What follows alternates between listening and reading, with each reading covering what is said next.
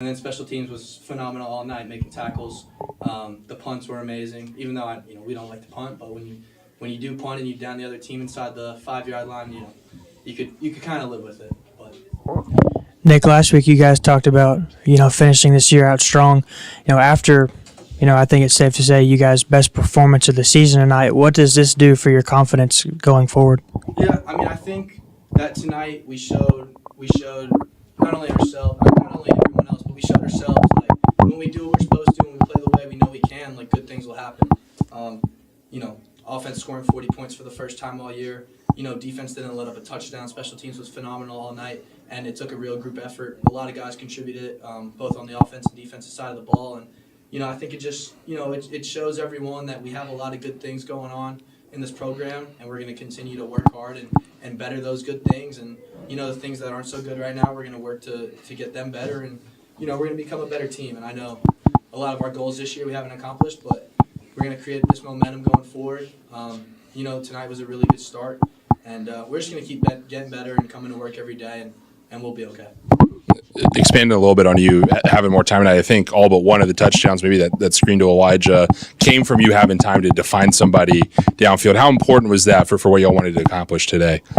Yeah. I think, like I said, the O-line did really well. Just blocking, whether it was run or the pass game. But pass game, I stayed clean. And as a quarterback, you can't ask for anything more. And like I said, I love those guys up front. They play their tails off each and every week. They prepare hard. They're coached hard, and when it's time to get down and get dirty, they do it. And like you said, it allowed for us to hit some nice plays down the field. Receivers did a good job getting open. Coach Stu had some good play calls that allowed for Holden. Holden was virtually wide open, and then he just had to do a little bit after the catch. But we're super proud of all the guys, of all of our guys, because they do work hard. So as Coach Stu says, when you work hard and you play well, it's rewarding, and that's what that was.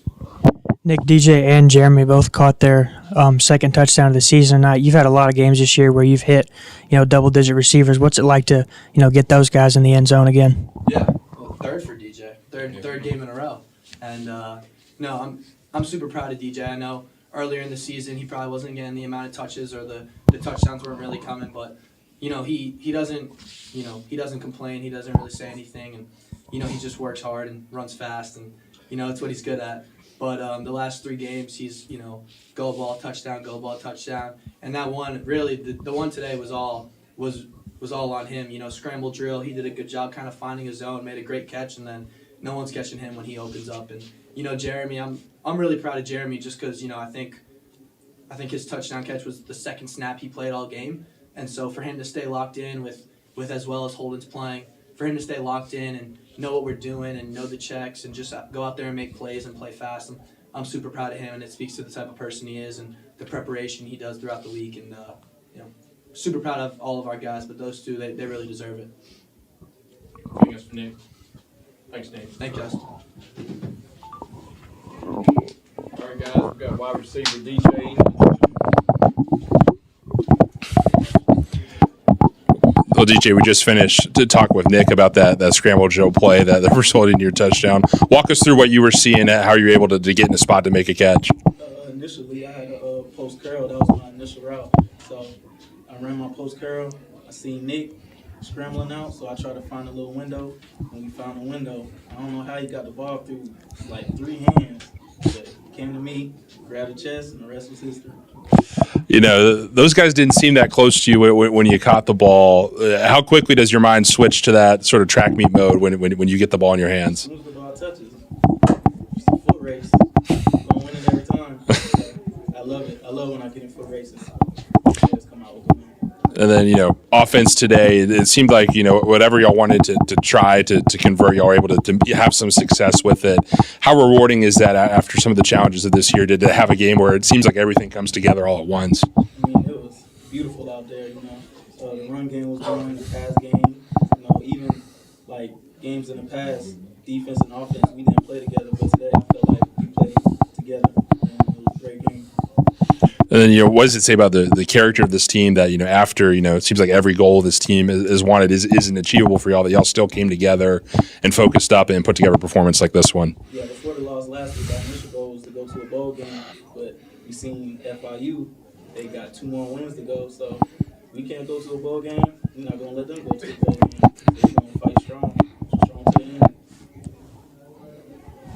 Thanks, DJ. DJ, thanks, DJ.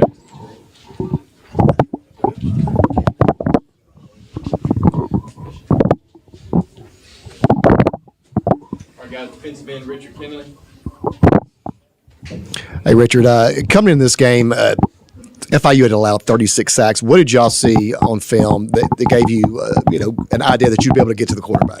So typically on Thursday and Friday, we watch like pass sets, and Coach he knew we had opportunity to get off the pass, to get to the passer. So we knew it coming to the game, so it was part of the game plan, and we executed. So I'm proud of the guys, man. I think we had like 4 or 5 sacks, so that's huge. That's huge. How quickly did you realize the ball was in the air on that fumble recovery? I really, to be honest, in the moment I was like, okay, let me go get the sack. Then I seen Moose, shout out to Moose, credit to Moose for knocking the ball out. I just, picked it and just get to the end zone. That's the only thing I was thinking. Then I tried to run number 0 over, but he brought it to me. So I just had to dive in and got a touchdown. So I'm just shout out to God, I was in the right place at the right time. Yeah, I think it's 11 defensive touchdowns for the defense since 2021. Well, why does the second most in the country? Why does this group have a knack for finding ways to get in the end zone? Just get to the ball, get the ball back. That's the only thing Coach Shea preaches. Before we even start practice, they have turnover circle. So that's part of our DNA. So shout out to Coach Shea for instilling in us that we are a defense that creates turnovers. Seems like y'all were able to run stuff on some of those short yard situations several different times tonight. What were y'all doing well up front to get some push and get them behind the line of scrimmage? I really say the game plan was similar than last week, so we was just higher focus. We came again, Coach West was preaching focus, and I really think nobody was out the gap at all the whole game, so we just did our job and made it easy for the back end. And then when the special teams unit can get y'all inside the 5 to start a drive and put you in a position where you could put some other points on the board, how exciting is it to convert in those situations? That's huge, especially the kickers, the lockers right next to mine. So I see them every day working hard, and they really don't get too much notoriety. So shout out to Miles, shout out to Trey Turk for everything they did, and that's huge, man. They take that for granted. The kick is kind of hard. I know I can't go out there and do that, so shout out to them for real. Thanks, Richard. Thank y'all. Appreciate it. Enjoy it.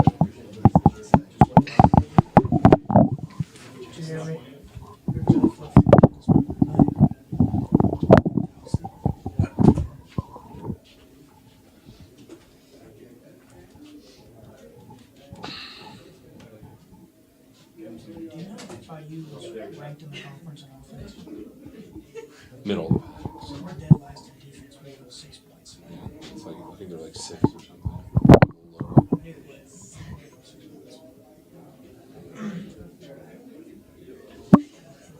Actually, points-wise, it might be pretty low. So I think that they've had a lot of games where it's scored like 10, 6, 15. Well, FIU's got to be thinking, because, they haven't kept up with MTSU all year, so they don't realize MTSU's just on the cusp of being, 5-2, 5-3. But they're looking at their team being 4-5, losing to a 2-17, 40-6.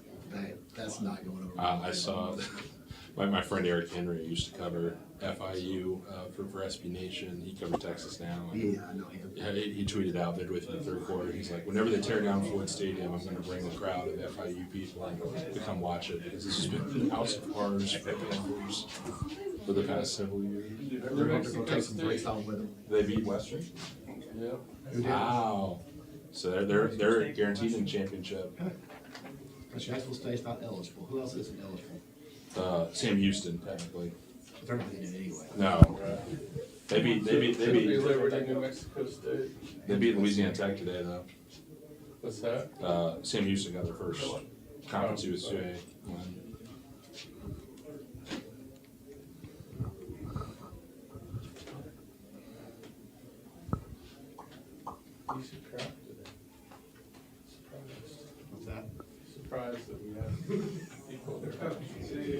The weather helped.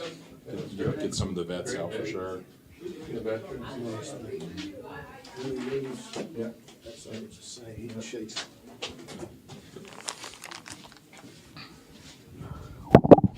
All right, appreciate everybody being here. First of all, congratulations to our team. Really proud of them and how hard they worked this week and the mental approach to this game. I thought they did a really nice job. Finally, we put a game together. All three phases, probably the most complete game we've played. With all three phases, we played really good complementary football. The kicking game, I thought we were really, really outstanding in the kicking game. We downed 2 punts inside the 2 or 3, and one led to a safety. We covered good, we kicked good. We scored a defensive touchdown. We kept the ball in front of us defensively. We tackled a little bit better. We still missed a couple on the perimeter, but we tackled better and made them go the long way. And just like that first drive of the second half for them, they got it for almost 8 minutes. But you hold them to a field, force them to a field goal, and they don't get that. When you make teams go the long way, it's hard to. You're going to screw up or stub your toe a little bit. And then offensively, I thought we really played physical at every position, and I thought our quarterbacks had some physical runs. I thought our receivers made some physical competitive catches and finished, probably each receiver. I'm trying to think now the touchdowns, but, DJ Chisholm's at the end of the first half, he's in there. It's a contested catch, and he outruns him. Jeremy Tate's at the end of the game. He gets hit at the 7 or 5 or 6 over there, and breaks a couple tackles and scores. Elijah Metcalf, he's modeled up in there and, keeps competing and working, moving his feet. Found a way to get in the end zone, and, so it was, offensive line, I thought, I think we ended up with 130 yards, something like that, rushing, and 60 or 70 of it was probably with DJ and Nick, but a little bit of that was designed. Want to get DJ involved in it because Nick's been beat up a little bit, get him more involved. But I know I'm rambling, but just proud of our guys, and how they worked. And again, I think the big thing is we finally put all three phases together. What does it say about the character of the guys in the locker room that after the disappointment of last week and missing the goal of bowl eligibility, but they were able to come out and put together, like you said, the most complete game that they've played up to this point this season? It's frustrating, Sam. It's disappointing. It's frustrating. We haven't, we haven't played as well as what we've been capable of, and that's the frustrating, disappointing part. But I've never doubted. The character of the team. Whoever you lose to, whoever we've lost to, we come back and practice well. Just, again, you give up a touchdown and 2 field goals. You should win that game. You scored 7 points. Last week you scored 35. The week before that, you should win that game, but we give up 42. So that's the frustrating part. We just haven't played. Like I said, we haven't put all three phases together. And probably the first time we put 2 phases together, offense and defense. But those guys care. They care to answer your question. They're prideful, and just happy for them. Has some feel good about it again. It seemed like y'all were able to get them off the field in a lot of short yardage situations, had a really good run fit to stop them short on a lot of those 3rd and shorts, 4th and short situations. What led to that, from your perspective? Well, I think, Sam, I thought we tackled better, especially at the linebacker position. I thought we tackled better. And then I thought we got a really good vertical push inside. In the passing game, we got some vertical push to get the quarterback moving, right in his face. And the edge pressure was good also, but I just think we got more vertical push pressure in the run game and in the pass game, and it made them go sideways a little bit more. And when it's 3rd and short, 4th and short, and you can make a guy go sideways, it's advantage defense. Coach, for a defense that's struggled most of the season, what does it mean for those guys to not give up a touchdown and not give up any points in the second half tonight? All right, let's look at answer your question. They didn't struggle last week, okay? Jacksonville State, it's whatever it was, 23-6 at halftime, and we turned it over 4 times and put them on a short field. So they've struggled at times. I don't think you can say they've struggled most of the time on defense.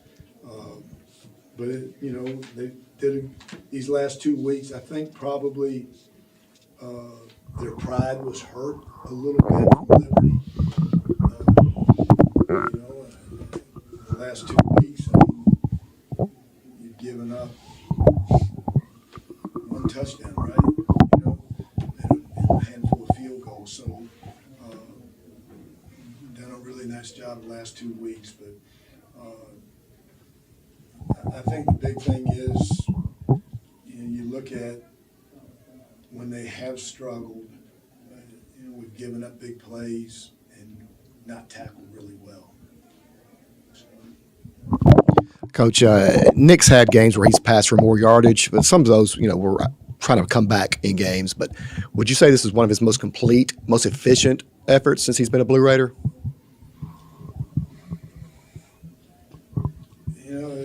You look at, I can't remember all his games. I know the Bahamas Bowl his freshman year. When Nick doesn't turn it over, he's been pretty dadgum good. And, he didn't turn it over at La Tech, or we didn't turn it over at La Tech. And he was pretty good. I can't remember his stats. He didn't turn it over today. And so he's doing a lot better job of when something's not there, pulling it down and running.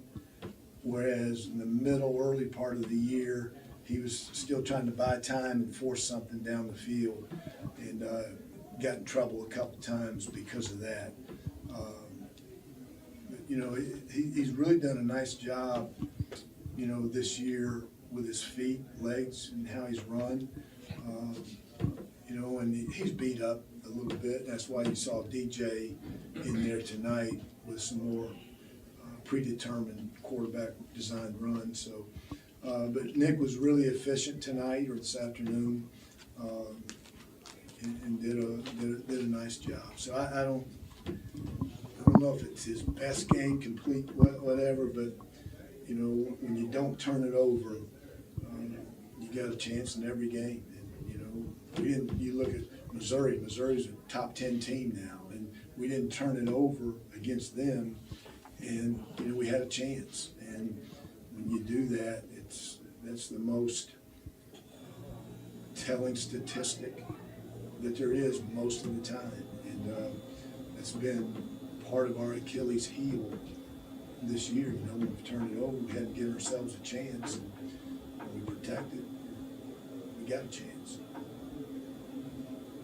Anything else, Coach? Thanks, Coach. Thanks, Coach.